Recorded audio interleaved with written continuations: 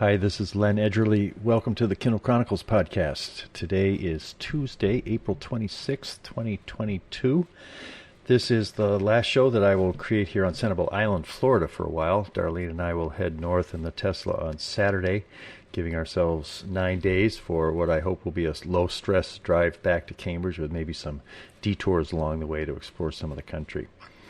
This week's episode brings you a conversation that I had with Michelle Huneven, author of Search, a novel released today by Penguin Press.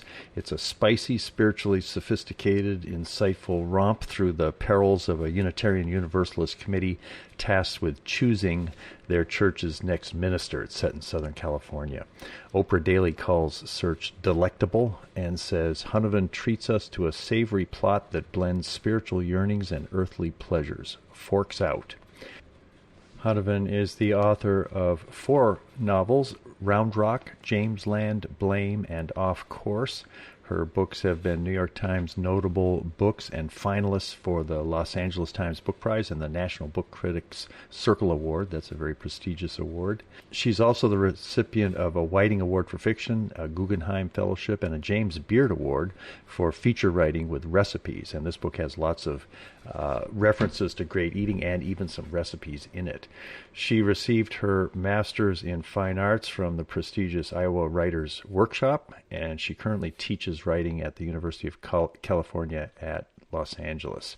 I caught up with Michelle by Zoom on Tuesday, April 19th. I began by asking if she would read for us the fictitious preface to the fictitious second edition of her fictitious account of a search committee. Okay, here we go. Preface to the second edition. I never thought I'd be writing this preface. Who knew that a comic memoir with recipes about a church search committee could ever go into a second printing? Nor did I expect the talk show attention, the op-eds, and the late night parodies, or the sales. But this, my 4th book, seems to but also with the religiously unaffiliated, who found in the seemingly tame subject of a church's search for a new minister a surprisingly dramatic, cutthroat adventure. To answer a few of the many questions that readers have asked, yes, this is a memoir of a real experience. It is not fiction. I was on a search committee for a senior minister, and this is the story of that search. That says what the book is about, but what's the summary of the book that's the handiest for people to know entering into the conversation? I suppose it's how 8 intelligent, educated, well-meaning individuals make some very surprising choices. And what they're trying to do is to find the next minister for their Unitarian Universalist church. Exactly. There's so many levels to look at this. I served on a homeowners board in Denver, and my experience on that was every time I got in the elevator, there was a homeowner that had something that they wanted the board to do or to fix. And in reading this book, I realized that in a church, it's a similar, very personal experience of democracy. In this case, 8 people trying to make a really important decision. And as you wrote the story, thought about it, did your research, did you come back looking in any way differently? A lot of us are really concerned about the state of democracy in the country, in America. Can you lift anything from what these 8 people experienced, the mistakes they made, that could guide people who are trying to figure out the way forward for the country? I'd already started this book, and the morning that Trump was elected, I was in upstate New York with a painter friend, and she said, democracy has always been my subject. And I thought, not mine. And then I thought, wait a second, I'm starting a book about a church search committee. And I think that it's kind of like a fractal of what democracy on a national scale is, when people each have their own constituency, their own ideas, and their own egos. And they have to battle it out to find common ground. And I think that to remember the necessity for finding common ground is maybe one of the things that gets lost in this book among the individuals, they forget they have this obligation to the church to find the next leader for everybody and not just for themselves. Because there's some factions that understandably take place in the search committee, and we're naturally drawn to the perspective of the narrator, Dana Potowski, who's a food writer, and she is kind of squaring off. There's a generational split. If you could have given her advice going into the committee, say, all right, there's going to be 3 young people here. I recommend that you don't call them the kids when you talk to them, or whatever. How might she have done a better job finding common ground with that faction, which ended up being really sort of a damaging part of the whole process? Well, I think that the problem is that the young people think that they've discovered a lot of issues, and the old people think they've already solved those issues.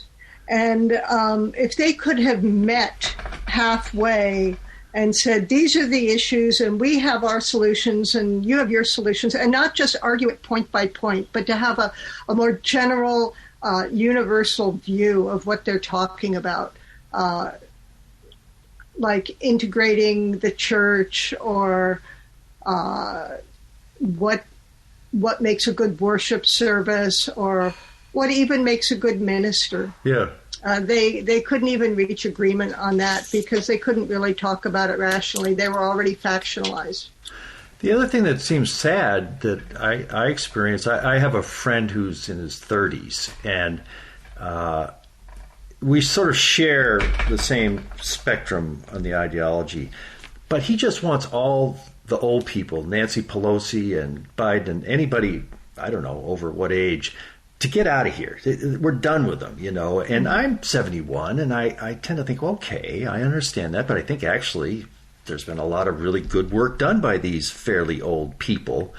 And when it gets into sort of a power struggle, not on the issues, what makes a good minister, but who's, we're sick of your kind of minister, we want our kind of minister. It's really the raw power that shows itself as they struggle through this. And how do you let go of that?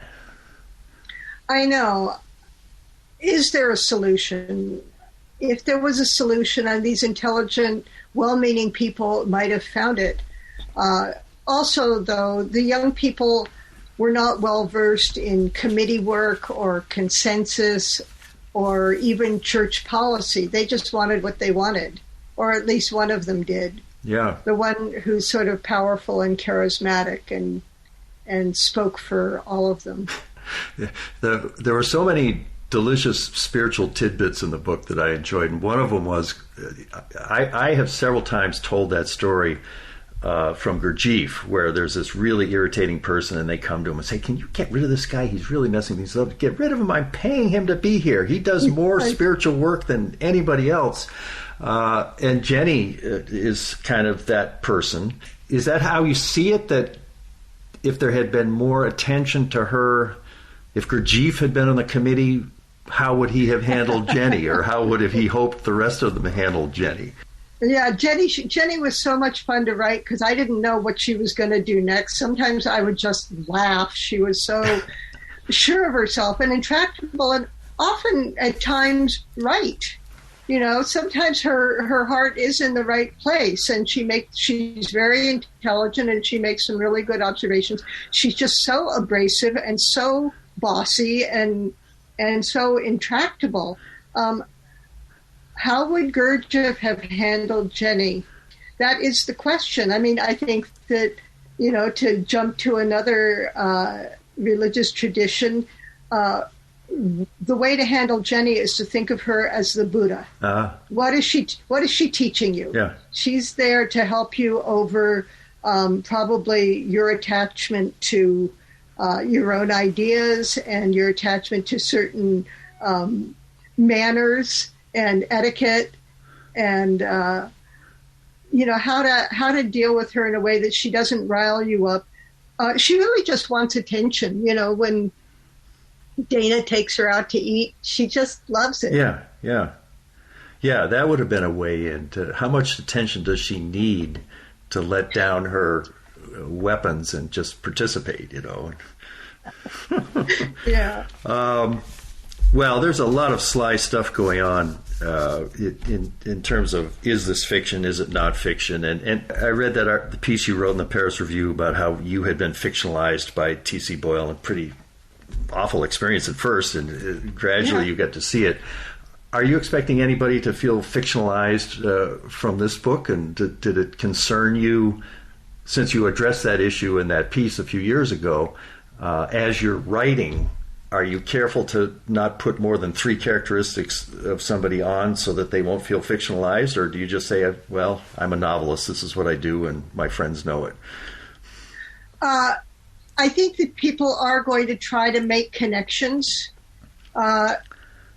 The Tom Fox character I was most concerned with, because even though I purposefully didn't model him on the last minister at my church, people are going to assume because he's an older, retiring person that's who I meant. And I did give the book to the minister to read, because I said, if there's anything that really hurts your feelings or concerns you here, if you think it's too close to you, I'm happy to change anything. And he was like, it's fine, it's fiction. Good for him. I can understand how that'd make you feel better about it to have had him say that. And yeah. The other minister that isn't really an acting character in current time is Sparlow Pleasant. And one description of him that was intriguing to me was that he enjoyed the factions of the church and to sort of navigate them toward his goals.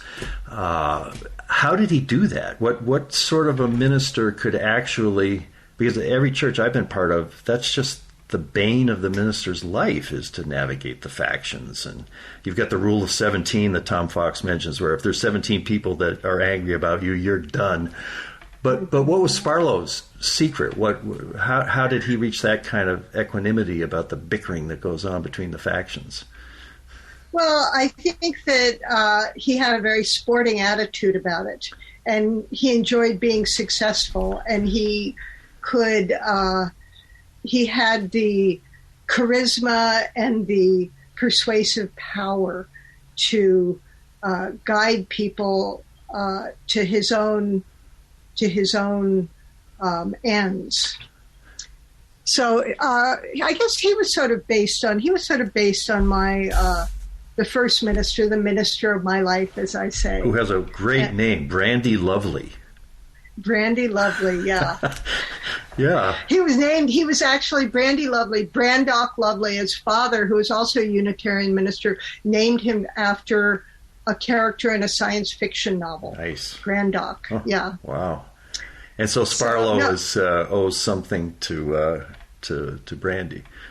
Yeah.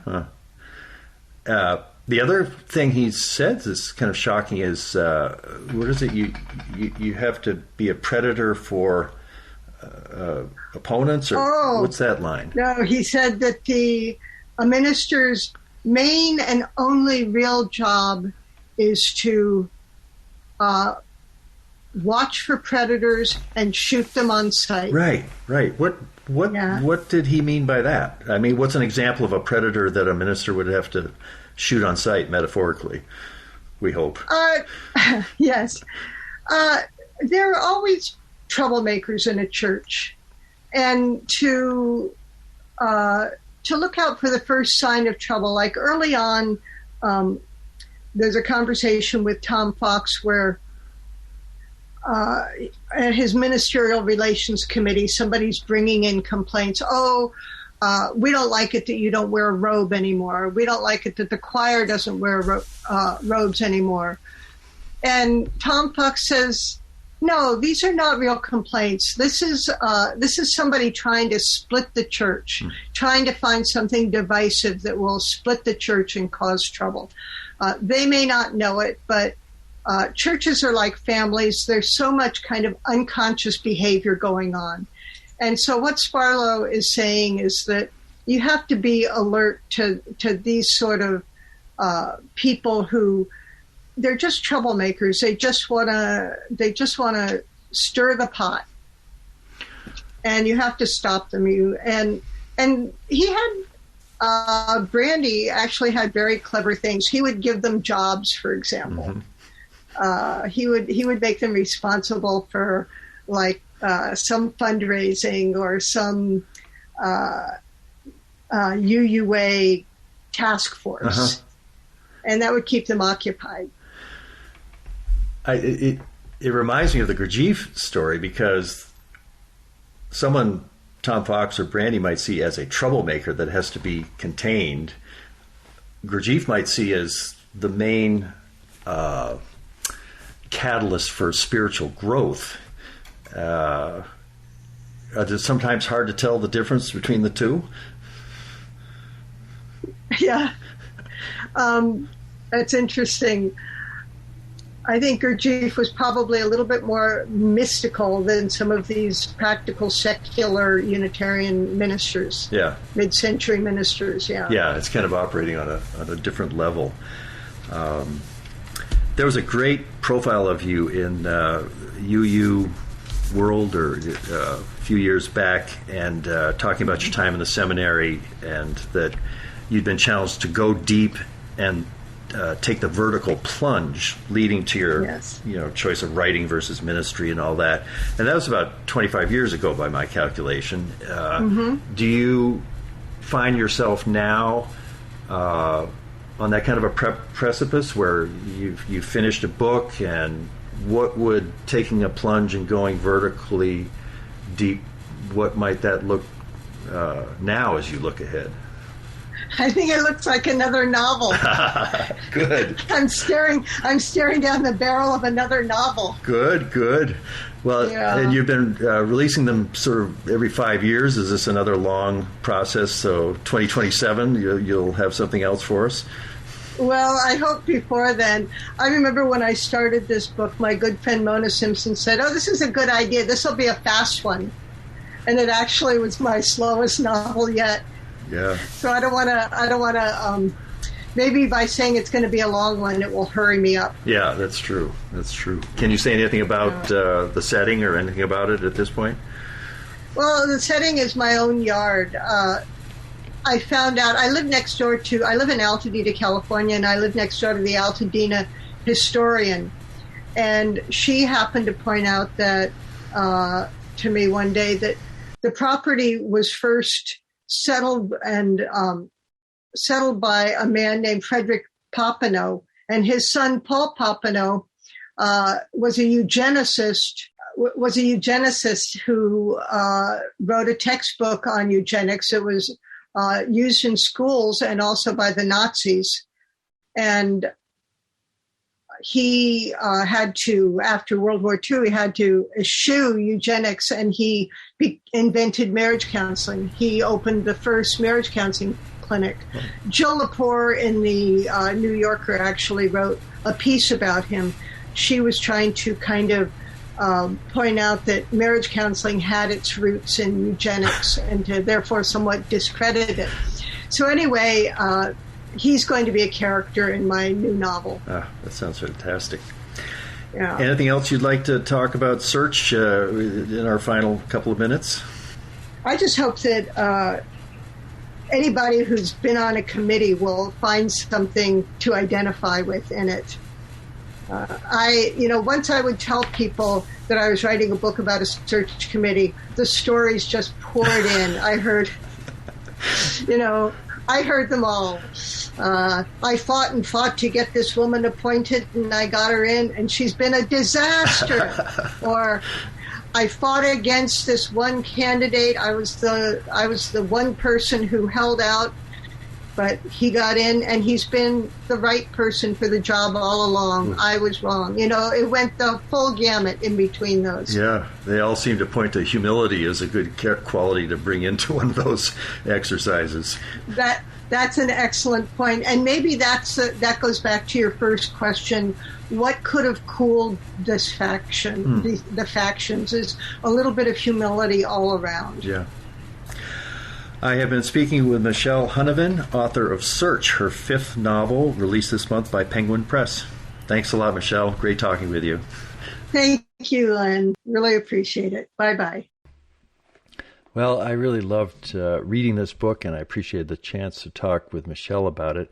Although I have never served on a church search committee, I did have a similar experience 3 years ago when I was on the committee tasked with selecting the executive director of a regional arts organization that I'd been on the board of for a number of years. And it was a fascinating process.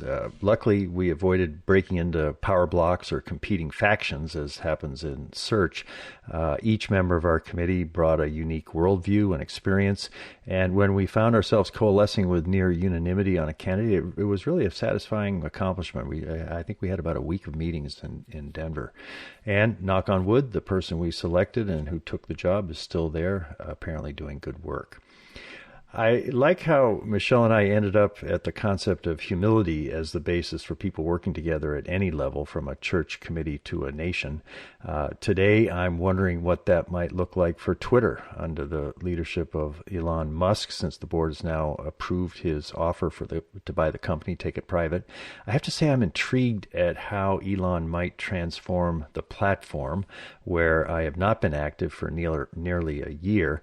I'm pretty much in the camp of Elon Musk believers based on our experience with Teslas in the past 4 years, and just watching how the industries that he has gone into thinking that he saw something that other people were missing. You can start with PayPal and then Tesla completely revolutionizing the auto industry, and SpaceX, and now Twitter. He's always kind of a jokester, a trickster, and some people just didn't think he was serious, but when he actually puts all of his chips on a project, so far the results can be kind of stunning. And with something as important as Twitter, this very flawed, very important platform for conversations worldwide, I think it's pretty exciting. And I can even imagine carefully re-engaging with Twitter 2.0, maybe by early next year, when the sale will probably have been completed, and we'll be able to see how many of Twitter's 7,500 employees have decided to remain at the company to go for a ride with tech's one-of-a-kind trickster and innovator. Darlene and I and Sophie will be on the road in just 4 days from now. Boy, there's a lot to do between now and then. We'll be headed to New England in the Model Y, and that means you'll be able to hear on-the-road episodes of my Alexa Flash Briefing, the Morning Journal. Our grandson, James, who's 16, is going to be arriving tomorrow afternoon for a brief visit from Cambridge, Mass. Between semesters, or mods, as they're called in his high school. And we plan to have lots of adventures with him, including some geocaching. He's a really advanced geocacher, and maybe he'll have some time to help us pack the car and get the house ready for our summer renter. It's all good, and our winter here in Sanibel is concluding with a bang with our visit from James and the other things that are going on here. My dad tested positive for COVID yesterday. He was in the ER for some congestion, and surprisingly, he's had both vaccines and the booster. He did test positive, so they sent him home with some medication, which is, I guess they can now give COVID patients. And he seems okay. I talked to him by video chat today, earlier this morning. He seems weak, and he's not feeling up to form. And at 95, he's sharp, and he's totally on top of his game, and including how to handle COVID. And his housekeeper, Maria's with him. She is not tested positive. And so they're very much in our prayers, and appreciate you mentioning them in yours as well. This is Len Edgerly for the Kindle Chronicles in Sanibel, Florida. I really appreciate your taking the time to listen to my podcast. Have a great day. Bye.